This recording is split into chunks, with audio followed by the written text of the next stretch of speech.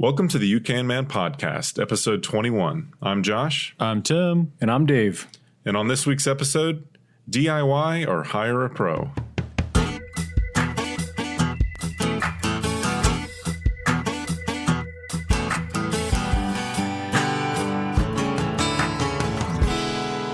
Welcome back to the You Can Man podcast, where we believe that what one man can do, you can do as well. Yes.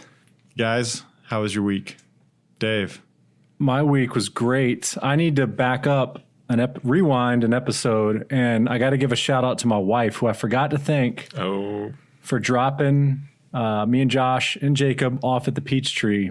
She did a great job. I don't ride MARTA. I live in Atlanta. I don't ride MARTA. And MARTA's smarta. It's not.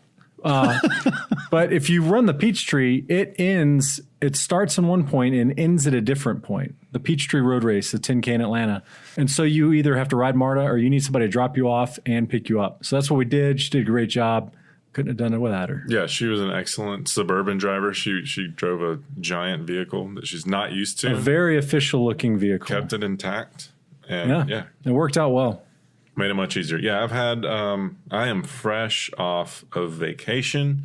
What number is this vacation? I think it's summer? like the 10th vacation this sounds year. about right. More than the first this summer. Okay. Very blessed. # blessed. Yeah. So a few hours ago, just got back from the lake in South Georgia. Nice. With my family, my 5 siblings, and all of us were The there. whole crew was there? Everyone's been there at different times during the week. People come and go. My parents rented a place on the lake for the whole week. And your antique boat, right? Yeah. And that's the family boat. It's a beautiful You Can Man story because my cousin Matt Lamar, she was on the podcast earlier when we did the landscaping episode. He actually found this boat that's been in our family since the 1960s. My mom's grandfather bought this boat, brand new. It's a 1963 Glastron, beautiful boat. Been in the family for years. I don't know, 12-ish years ago, my grandmother sold it. No one was using it. It got into disrepair. My cousin randomly finds it on Craigslist like 8 years ago, buys it for almost nothing, does a full restoration on it. And that's the dream, right? To find like I'm thinking like high school car or something. Yeah. No, he found the exact boat. Because we need to post that photo that you took of it sitting in the slip. It's just really, a good looking really boat. good photo too. So I will try to post that. also scrounge up the Craigslist posting that we saved the picture from that. It had a tree growing out of it when my cousin found it. Wow. Anyway, did a full restoration on that. Yeah, it ran like a champ this weekend, except for my brothers and I were not responsible boat captains and went out. A couple of us went out, ran it out of gas. Nice. Luckily, it was only like 200 yards out from the dock. Oh, I would swim that thing back to the dock. I wasn't on the boat. It was my brother Jason, Marine. Okay, he's an airline pilot. He's an airline pilot. He was in the Marine Corps. He was with my brother Jeremy, so the 2 most responsible brothers on the boat with one or both of my sons and another child under the age of 5 or 6. So anyway, you're on a Georgia lake, fair weather. Yeah. It was good conditions. But they started swimming it back, and they really swam it back. Yeah, well, they started to. We were on the dock watching couldn't tell what was going on. The boat was kind of just sitting there for a while, and then we see 2 guys get in the water, and I'm like, I hope everything's okay, because you don't know, you can't shout to them or anything. So anyway, we see 2 guys in the water, and we can see that they're moving the boat towards the shore that was nearby. There's no roads over there or anything. So my brother Jacob and I run up to the house, grab a kayak, 2-man kayak, grab a can of gas that happened to be sitting there, and ran back down, paddled a can of gas out. Yep. Nice. And they had made it almost halfway back by the time we mobilized what we thought was very quickly within like 10 minutes. When there are 6 children in the family, you can do things like that. Yeah, like in my family, if I had gotten stranded out in the water, just one sibling, my sister would have been like, I'm sorry. Call 911. Yeah. No, it was good. It was a good little rescue mission, teamwork. But no, the boat, the fully restored boat ran like a champ. My 4-year-old son kneeboarded Nice. For the first time, super early for that. Feels a little early. Yeah, he's very young. I've never knew. Then I took my 2-year-old on the tube with me, probably ill-advised, but it was fun. Well, again, you were in Georgia. And They you had were on a life lake. jackets on. It's all good. Yeah, that's what we do in Georgia. That's how we do. Well, I have been finally getting planning for the treehouse that I've been promising my kids for literally years now. Yeah. Well, he's 20 now, so it's a little late, but So finally going to do it. I think I'm going with, it's not going to be connected to a tree at all. It's going to go around a tree. okay. So that's how I'm calling it a treehouse. Freestanding treehouse. Freestanding. So essentially I'm just building an elevated deck. Cool. So I've been researching footings. Have all you this kind of explained that stuff. to your son that, listen, son, this isn't really a treehouse. It's an elevated deck. It's going to go around a treehouse. Yeah, I know. You don't want to crush his dreams and tell him it's just an elevated deck, right? I mean, it's going to be cool. It will be cool. Yeah. No. But that's what I've been up to. Every kid needs a treehouse. Yeah. Yeah. Well, let's get into the topic at hand today. So, topic for today, do it yourself or hire it out.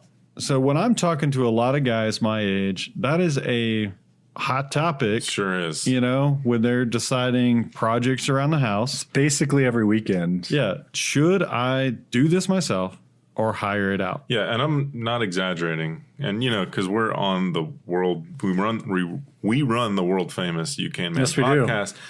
And we have group texts with all different groups of guys that we know. How many times a week do our phones go off with a group text saying, hey, I'm running into this issue, or I'm thinking about doing this myself. What do you Right. guys think? Yep. You know, I think I was thinking about this, and I feel like the easiest way to start talking about this is by an example that is hotly contested. Yeah. And that is changing your own oil. Okay. Now, that's not part of our list, but it will be a good segue to introducing why. We don't have to debate this because everybody knows you hire a pro. Okay? Right. You don't change your own oil. So I'm definitely in a minority and I change my own oil, right? But it's for reasons that don't have really anything to do with money, right? Because if you really think about it, it's going to be way more worth your time to just take it somewhere, right? Sure. It takes a lot longer to do it yourself. So you're really not, I mean, I guess if you if you were a teenager, had a minimum wage job, yeah, it's going to be worth your time to change your own oil. But past that point, probably not worth it. But I do that for other reasons. I like to see what's going on underneath my car. And I am saving money too by doing it because I use like the nice synthetic oil. But we're really getting into the decision-making process. And so, you know, I think what most people always go to is money. That's their go-to to decide whether or not I'm going to do this myself. But we approach things a lot differently because there's a lot of projects that, yes, it would save us more money to just go ahead and hire it out because of the amount of time that it's going to take us. But we take on projects because it's something that we feel will benefit other areas of our lives. Yeah, right? and it's not, you know, we're going to do a DIY focused today on should I do this myself or not, but this goes for a lot of other areas of life of it's not just about the money. It's not just about the convenience. Like we live in a society, most of us in America are fortunate enough to, you know, reap the benefits of tons of convenience, like Amazon just delivering stuff to your door same day, sometimes next day, just with the click of your phone, accessibility to food. And, you know, it's actually for a lot of us, like it's making us fatter and like more unhealthy, having all this convenience. So there's just so many factors involved that it's not even about pure convenience or pure money all the time. These are things that, yeah, you're just trying to find a skill set that may benefit other areas of your life. It really comes down to kind of just a philosophical thing, right? I mean, a lot of times, I mean, I'll be honest, it is about the money. You know, you can save thousands of dollars doing things yourself, but being able to do things around your house, to take care of your house and take care of the upkeep of your house on your own, number one, it's satisfying. And number two, I mean, frankly, you should know how to do a lot of these things. Yeah, when I'm out cutting my grass or working on my lawn, which I never thought I'd be one of those guys. Like, but now I think when you turn like 35, you just turn it's turn born into that into person. you. Yes, But that's what I think, and I know we're in the minority here, and this might be so extreme to some people for me to say like, I believe it's a biological thing that we need to be working and like working the land, even if it's as our little, as men. Yeah, as men, even if it's our little postage stamp in suburbia that we're taking care of, it makes you feel good.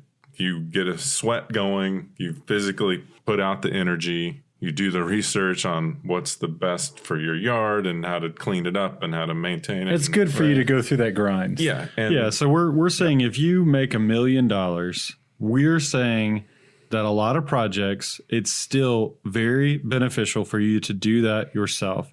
Even if you're Bill Gates. Ooh, Bill Gates, I don't know. Well, look, I mean, I still think that him getting out in his own yard, all like 1,500 acres of it, I don't know. The commoners. You know, I think it would still be beneficial for him. I agree. It's why we see even like celebrities and Bill Gates types and Bezos from Amazon. Jeff, he goes and works out. It's pretty obvious that over the past decade or so, he's been working out. He looks different. Because he needs that physical. You need that in your life. You need that, physical and intellectual challenge. Right. And taking on projects and completing those projects, going through the entire process. So if I'm approaching a project, I'm going to spend hours, depending on what it is, ahead of time researching, right? So I'm using my brain and I'm learning something that's completely not opposite, but completely different than what my maybe everyday life would be, right? So, I'm a photographer and I sell barbecue.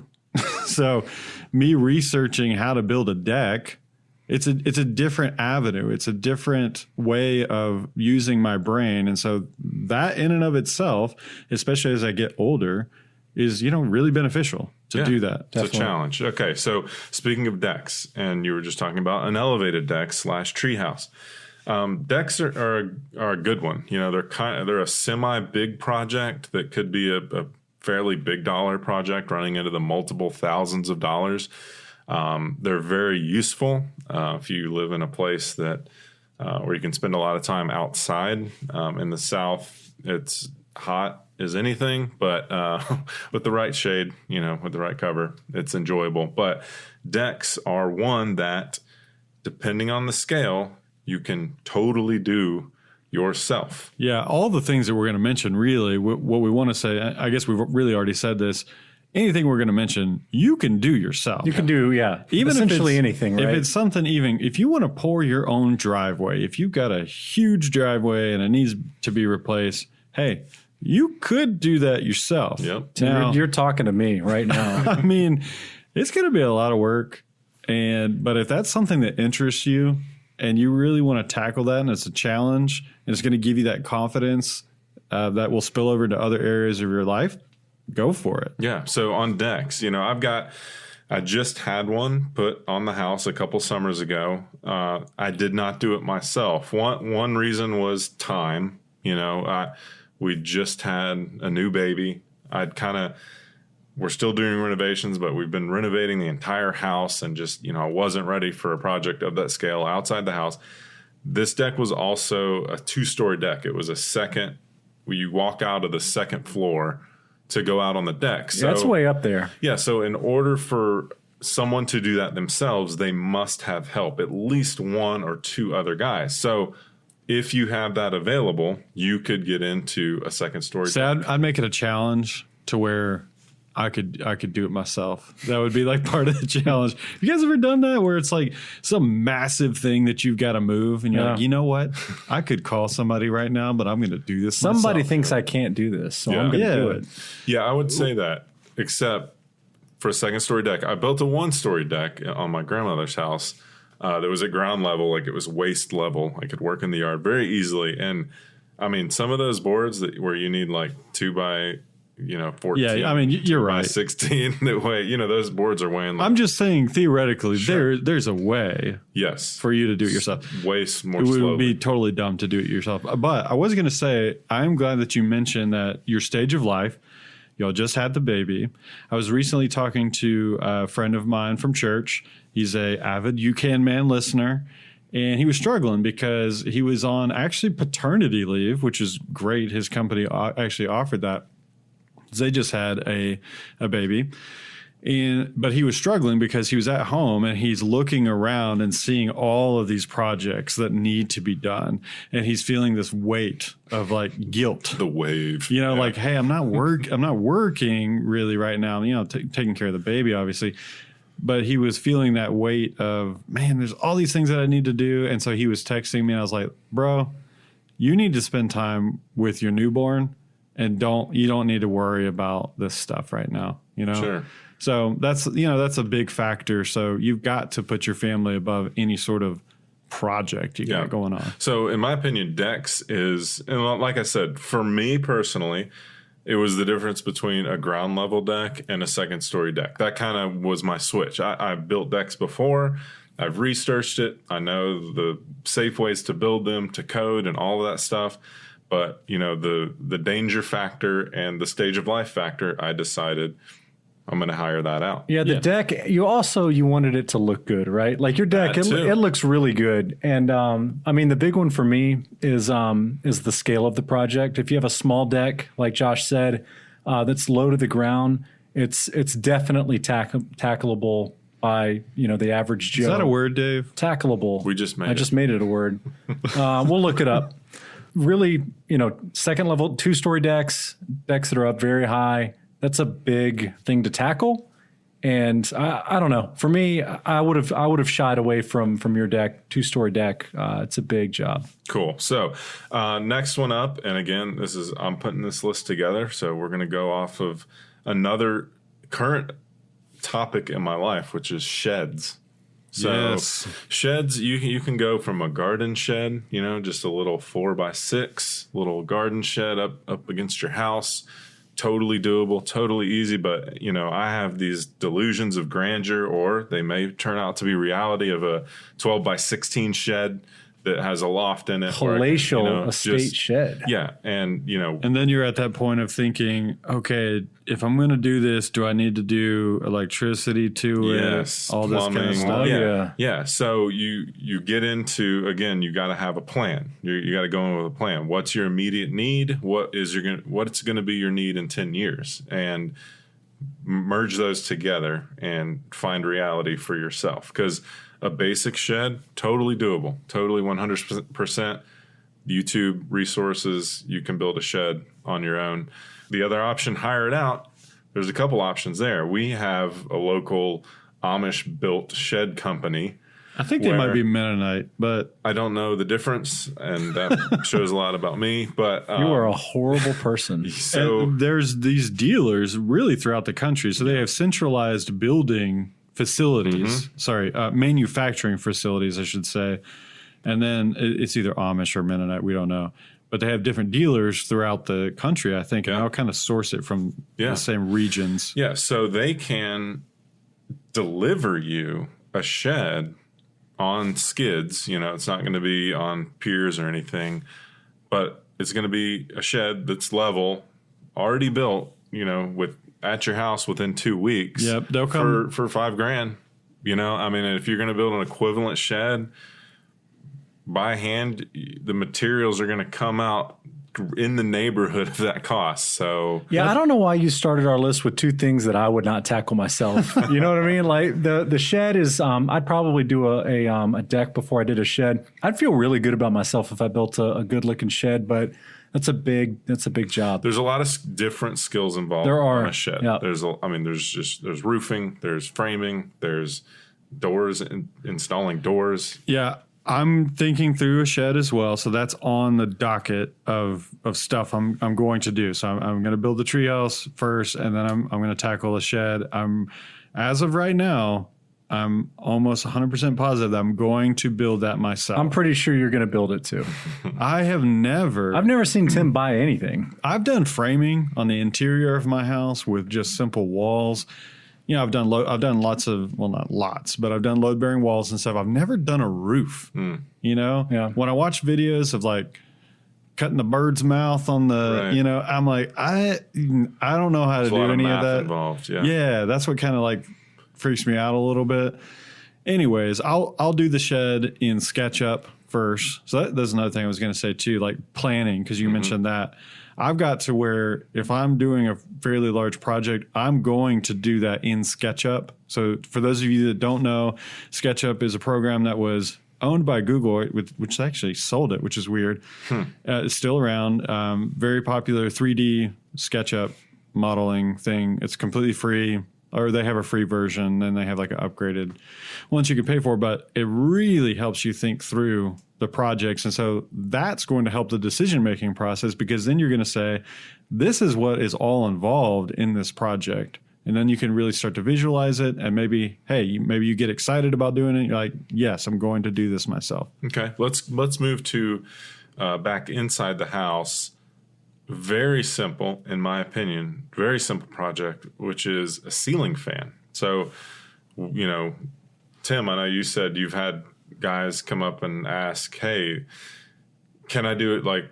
Can I install a ceiling fan myself? And the legitimate question. Yeah, we always have to, whenever we record this podcast, we're always thinking in our heads that we are talking to all kinds of different levels of expertise, right? So for some of you guys out there, you think about installing a ceiling fan and it freaks you out. And you're like, I don't know. That thing could fall. I could electrocute myself. Something horrible could go wrong.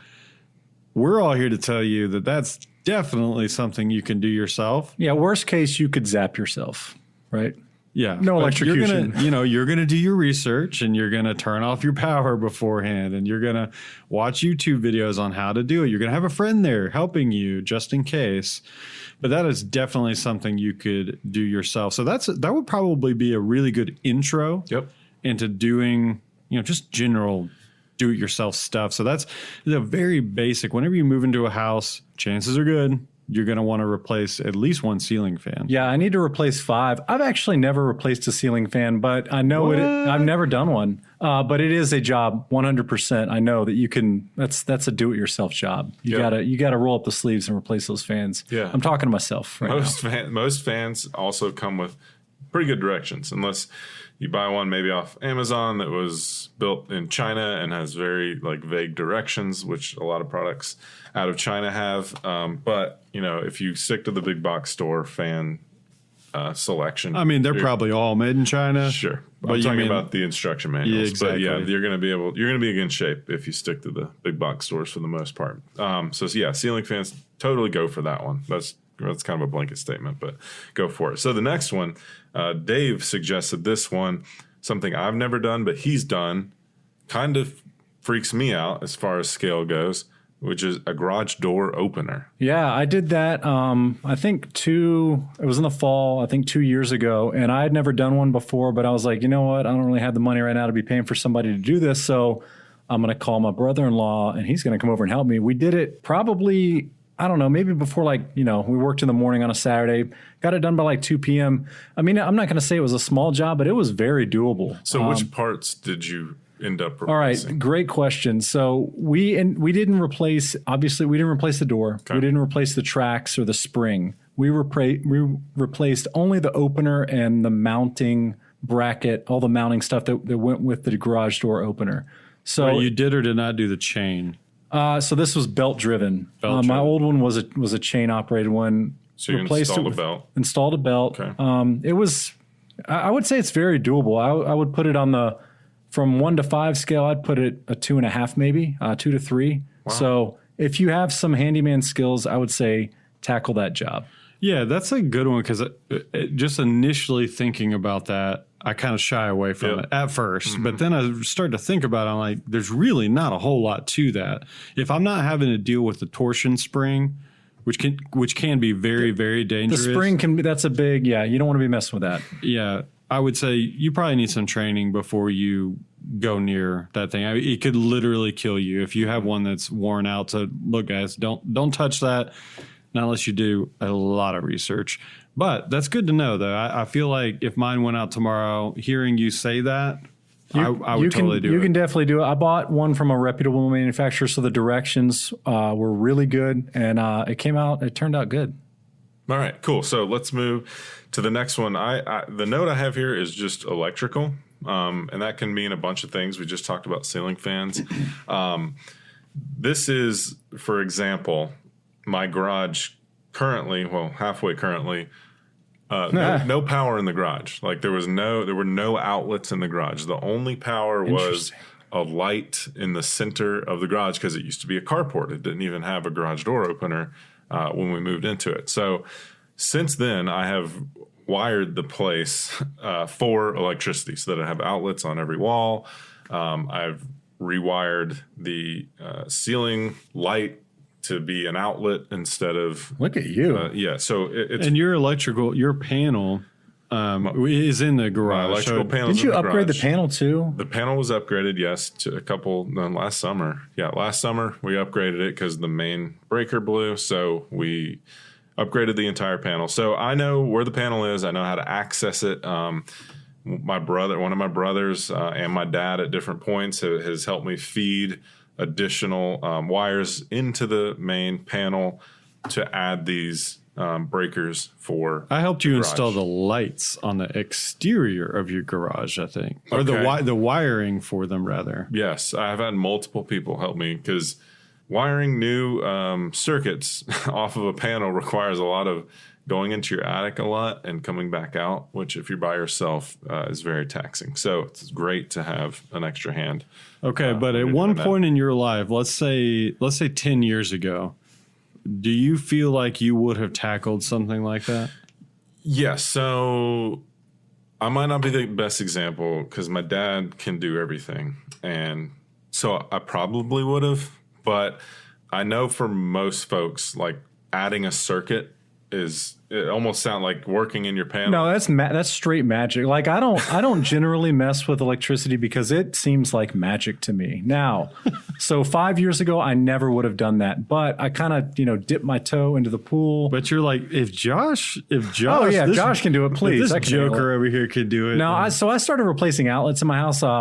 Basically, all of the outlets were old and some of them didn't work. So I replaced the outlets. That was kind of my, like I said, toe into the pool, and it's very doable. Turn off the electricity, couple of wires. Good That's to a go. good one. So adding breakers and working in your panel is very dangerous. Like you really need to know what you're doing. So that's not something I would go do immediately, but with someone who knows what they're doing and with some research, it's a doable thing. Yeah, let me say this too, just about the philosophy behind choosing to do something yourself, because one of our really big things is learning a new skill so that I can then in turn help someone else, right? Sure. So I've done that with load-bearing walls. I helped our pastor take out a load-bearing wall at his house, helped another friend recently do that.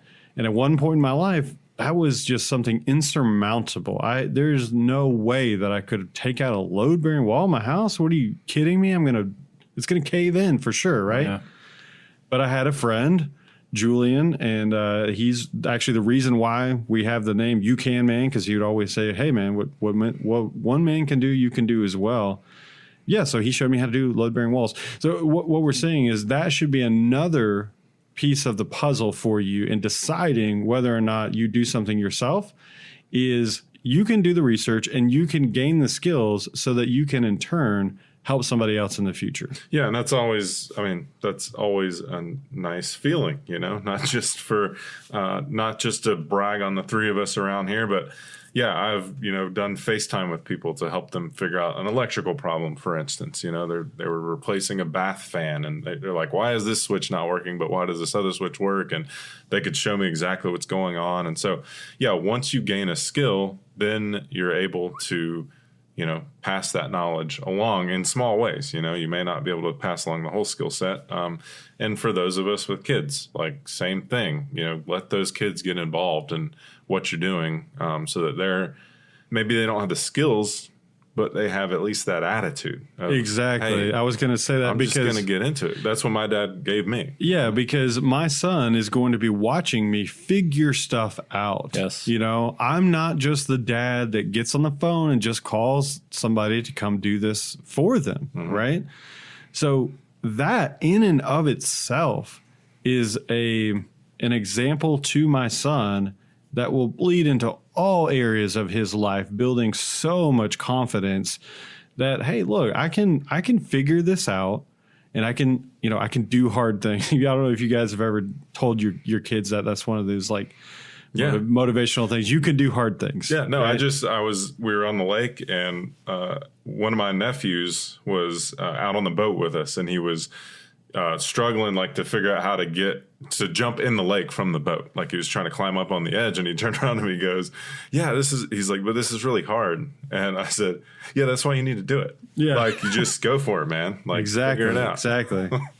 All right. Well, I think that was, a pretty good rundown. It kind of, we kind of wanted to do the show as a recap of our DIY philosophy. Yeah. Like, I mean, we could why talk, we exist. and we will in future episodes. I mean, we're always going to be talking about a future project we have in mind or something that we've just fixed or something. And we'll constantly be talking about, is this something you should just hire somebody out, or is this something you should do yourself? Obviously, we're always going to err on the side of, yeah, you should do that yourself, right? Mm-hmm. But we could talk all night about different scenarios of whether you should do something yourself or not. But I think that what we really wanted to do is get the point across of the decision-making process, that it has way more to do than just saving money. Yeah, absolutely. So if you guys have ideas or questions about projects you're thinking about getting into, send them our way. Tim's going to give us a recap on where you can find us on social media, but by all means, we're here to take questions and to help anyone out in any way we can. All right, we're going to take a quick break. Dave has our bonus segment this week. Yes, I do. We've got no idea what he's going to say. That's for those of you that are just joining the UK Man podcast. We normally will do what we call a bonus segment. We divvy up each week. It's one of our turns, and so the other two guys have no idea what that person's going to say. So we have no clue. They have no clue, but I'll go ahead and tell you. This week's segment is called Pocket Dump. What? Interesting. You're not supposed to tell us before the break. Hey, Dave. It's a cliffhanger, baby. Okay, pocket dump. Whatever the crap that means. See what I did there? Anyways, we'll see you after the break.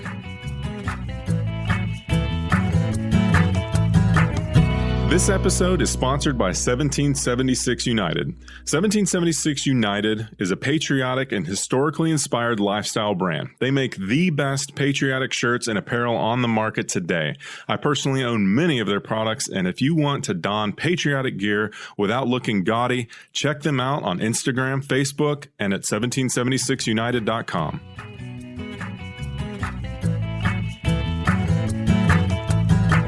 All right, we're back with Dave's segment, Pocket Dump. It's called Pocket Dump. I'm calling it that. If you go on the internet, on the internet, on the I want to call it the net. I want to get back to like early 90s and can we call it the net? But if you go on the net and search Pocket Dump, it's another thing to call, I hate these three letters, EDC. Yeah, that to me, that term, everyday carry, it's just become so cliche. Okay, I just realized what this is about. So what we're doing is everybody is emptying their pockets and putting the stuff on the table, and we're going to talk. And give me a heads up. I know I didn't. I'm mostly excited about Tim to see what he has because we're at his house. And I don't have anything right now, actually. So there are a few things that I want to go over, but first of all, I want to see what's in everybody's pocket. So I'm going to go first. This is the stuff. These are the things that I have on me basically at all times, right? So obviously I leave the house, I got my wallet. I forget that maybe 90% of the time. Also, I carry my keys with me, of course. Everybody carries keys, right? My key now is just a fob. I don't even have I don't have a house key on here. Is that weird? Yes. That is weird. I think about it a lot, and I'm like, if the power goes out, I can't get into my house. Anyway, so I got my key. 100% of the time, always have my flashlight with me. I use this flashlight, I don't know how many times a day. That doesn't get annoying to carry a flashlight with you? No, I'm used to it. Dave's got a medical reason for his flashlight. True. That's true. So I carry a flashlight, and then I always got a pocket knife on me, right? Mm-hmm. And that's pretty much it. That's like, and I got my watch. And your phone. Oh yeah, excuse me, my phone. I put my phone over here on this chair so it doesn't buzz. Got my phone, and I got my watch. That's my stuff, man. Okay, so pocket dump. You're talking about you got 6 items. All these guys online. All right, so there's this whole subculture on the net of guys that they just obsess. Oh, they're like, you're EDC, like, you know, and they like, it's just, Okay, we didn't ever tell people what that is. I did. Oh, you did. Everyday carry. So Okay, these are the sorry. things, and it's, I don't even know who these people are, but they kind of upset. Look, I'm making fun of, I'm doing a podcast on it right now. Right. Okay. And Well, let me make huge, broad, sweeping generalizations here. Okay, half the guys are former military. Yes. Okay. The other half, the other half are guys who wished they were in the military. probably, And then there's like, and the math is not going to add up, so don't add it. 25% of them are, you know, like first responder type guys. Okay. But most of them are like keyboard warriors that wish they had like combat experience. yeah, and it's kind of an obsession of like these like trinkets. Like guys will carry, guys carry tourniquets with them. I'm like, whoa, you know. So people carry some crazy stuff. Well, and they'll argue over like this money clip is carbon fiber. Yeah, and it's yeah. lighter than yours. It You just know, it gets crazy. They probably also wear cargo shorts. They probably do. Now, But Tim, I will feel like say, you do too. oh no, I've got a pair of camo shorts that are cargo shorts. Now they used to be pants. Okay, so they were like, Cargo pants, you know, from the cargo shorts. military supply store years ago, whatever. And seriously, no joke. In I think 2001, I cut those jokers off. Yeah. and I still wear them. Yeah, you do. Wow. Yes, you did. But man, that's utility. Did y'all hear me right? I said 2001. Yeah. I'm familiar with them, so I'm not like blown away. So were they Yeah. kind of big on you back then, and now they just fit? They had to have been because I definitely got bigger. You Well, can stretch close. You mentioned got cargo big. shorts. Do you know there's like a thing now? So a lot of EDC guys, they'll carry a fanny pack, Yeah, right? Joe Rogan. So Joe Rogan, he packs heat. He started that. People see the fanny pack and they're like, Joe Rogan, he he's brought that he's back. carrying a gun, all right? Yeah. But like, so that's a big thing in the EDC community. That's but not like his weed pouch. there's probably weed in there Well, too. the EDC, I mean, guns is a whole other subculture. It is of a whole other EDC. soul, but also the hipsters are bringing the fanny packs back. So the point of this For story their like is, vaping implements. I don't know what they put in there, but if you see a non-hipster with a fanny pack, you know, just give them a wide berth, right? There's a 'Cause, gun in yeah, there. they're probably packing heat. So, all right, guys, it's Josh's turn. I want to see the pocket done. This is such a fail because I live across the street. Yep. So I sometimes usually I just roll out of my house. I'm not preparing for the day or anything. Yep. Not that it's much different. I have my phone. Yep. The only other thing that was even in my pocket was my car key with a house key. But you've got your Attached. bag with you. Josh carries. Josh I carries- like to make fun of it. It's like a man purse. It's Y'all. a military merce. Y'all. Okay. It's like, I don't even know. There's a name for it. I don't know what they are. There's a name I've for never it. seen What them are before. what are the names of the loops that are on the outside of You that? know that. I don't know that. Interesting. I know what you're talking about, but I don't know the name of it. Man, we're failing hard here. So No, I'm proud of it because I've look, got- look. listen, the whole I don't even like that this has a name. EDC. I don't like that there's a name for it. It's the stuff that you carry to get through your day. All right. okay, well that bag I just bring here. Like I don't take it to work. I don't. You I don't got that live bag with to it. carry across the street. No, His podcast I just bag. had the bag. pod bag. I had the bag because I liked it. Oh, hold up. First of all, you're getting a little defensive and heated. Oh, sorry. Am I elevating Yeah. my tone? Yeah, I bought the bag. I just had it. And then when we started the podcast, I was like, I will leave this by the front door to bring my iPad and my headphones. I have wondered about it because I don't see you carrying it with you, but I'm like, Josh has that every night that we do this, and so he must take it with him. yeah, I places. don't. That's All not right, a we're gonna have everyday to post a carry thing. picture of it, put it on Instagram stories, and Yeah. you guys let us know if it's a merce or not. Yeah. Tim, pocket dumb. What do you got? Well, I was hold on. I want to back up. Josh, is there anything that you carry with you daily that you don't have with you right now? I see. No, because Because I thought I got you into the pocket knife You game. got me into it. I'm like 50-50. Half the days, it's not a regular thing. My keys, phone, wallet. Those are Keys, phone, wallet. That's the trinity Yep. of everyday That carry. is the trinity. So keys, phone, wallet. You can't leave those. And my wallet is rarely on me because I hate having a wallet in my pants. And you never lose it? don't want to sit on it. No, it's either. And I have a super slim. It carries like 5 cards. Like that's how thick it is. And in my front pocket, I can wear it. I'm always sitting down at work or sitting down in my car. So if it's in my car, I just stick it in the cup holder. I sit on mine. If it's at work, I stick it in my work bag. Okay. So Interesting. I don't like having a lot of things. It is nice when you empty the pockets out and you have nothing. Oh, I do have a watch. Yeah, Josh wears a watch. Right here. Josh wears a watch now. Yeah. I'm pretty minimal. I don't carry a whole lot of stuff. Tim has cargo pants with nothing in it. I usually have a pack of gum. Yes, sometimes. you always have gum. Yeah, I'll have gum. I like having gum. You can share it with people. Like, hey, Yeah. you want a piece of gum? That's bro? it. Hey, that's an EDC community. Some people, they got gum. Yeah, just help a brother out. And I have been carrying my pocket knife. You got to carry your pocket knife. And I will have, sometimes I'll have business cards because, you just never know who I'm going to run into who might want to buy barbecue. That's right. That's right. That just makes good And sense. your business cards are not only business cards, they're also coupons. That's right. This is true. And I have my wallet and my phone. I mean, that's basically it. Well, my keys too. But, I've got a lot of keys.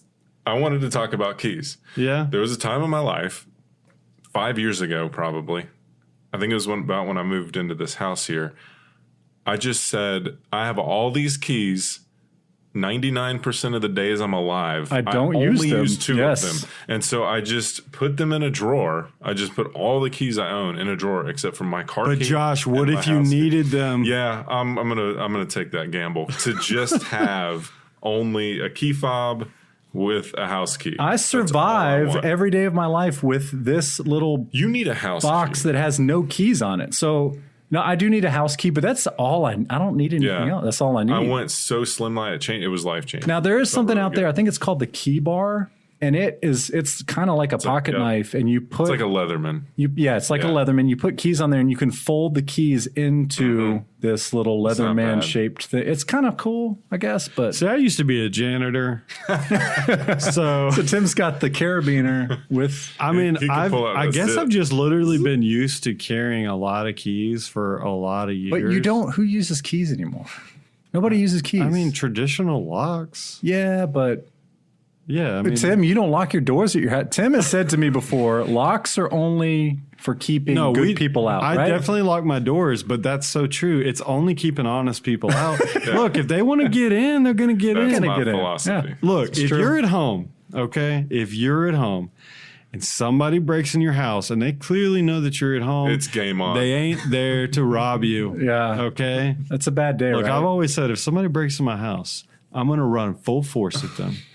Because that's the last thing they're going to expect. They're going to think people running away from them. No, immediately charge them. Yeah, I had strip down and charge it. Okay, this started going. a No, completely for real. different That look. direction. Hey, if you see a crazy This is what it's just stark That's what naked I mean. person running at you, Yes. Yeah, I had a neighbor growing up, and he said if someone comes in my house in the middle of the night, they better plan on leaving on a stretcher. Like, Whoa. he's straight up. He's not messing around. Yeah, he's like. I don't just know gonna that. I start don't know that I blasting could the door. kill some. I mean, I guess I could. I mean, it depends. But got to. yeah, I just. This took. I've a just turn. run this, and I know. This is why you EDC guys. You You gotta just be never ready. know. EDC an AR-15. Is that normal? Wow, that's I would say not normal Okay. unless you're in the military. But all right, so what we're gonna do? I'm really excited. I want to take a picture of everybody's EDC. Oh my God. I want Tim's EDC to just be blank. Well, we're gonna have to do this after the podcast because I gotta go. I gotta get my stuff. No, the point is to do your EDC right now. It's called Pocket Dump. Well, we'll leave it, and we'll take a picture of it. Yeah, we'll see what Leave it, happens. and we'll take a picture of it. I don't So even- the one thing I wanted to ask you, Josh, go ahead. I was just gonna say I don't even have my wallet on me because I live across the street. Well, you're not prepared. Is there anything that you feel that the UCAN Man Army should carry on them Yes. at all times? Yes. I need to carry a pocket knife 100% of the time. There's a guy that my wife works with, and he says if somebody asks him if he has a knife on him, he's like, "Well, I got my britches on, don't I?" So like he's got if he's wearing pants, he's got a Well, got a I'm knife on. always, and it's not unless you're an expert, it's not for personal defense or anything. Yeah, no, it's not. But anytime someone says, does someone have a knife for like a package or whatever it is, you're at a birthday party and your kid can't get the toy out. You always know that guy that's in the I room know, that has it. but But I if you- always feel yes, I'm the always- feeling, it's like, I'm the weak dude. I'm yeah. like, what? I don't know. You need to be I able don't. look, if you got to open a letter, if you got to open a package, you need a pocket.